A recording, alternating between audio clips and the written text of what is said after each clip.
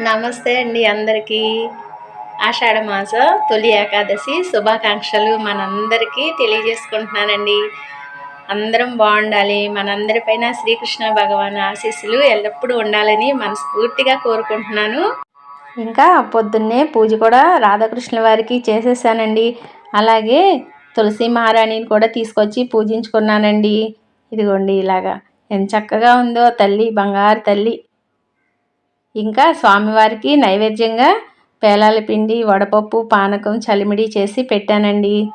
మనందరి తరపున, మన ఫ్యామిలీ తరపున శ్రీ రాధాకృష్ణుల వారి అనుగ్రహం మనందరిపైన ఉండాలని చెప్పి మనస్ఫూర్తిగా కోరుకున్నానండి.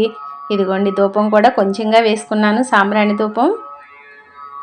ఈ మాత్రం చేసుకున్నానండి. పొద్దున్నే లేసాను కదా, మంచిగా పూజ చేసుకున్నానండి. ఇంట్లో కూడా కొంచెంగా సాంబ్రాణి ధూపం చూపించాను గదులన్నిటికీ. సబ్స్క్రైబ్ చేయండి, లైక్ చేయండి, షేర్ చేయండి. ఉంటానండి.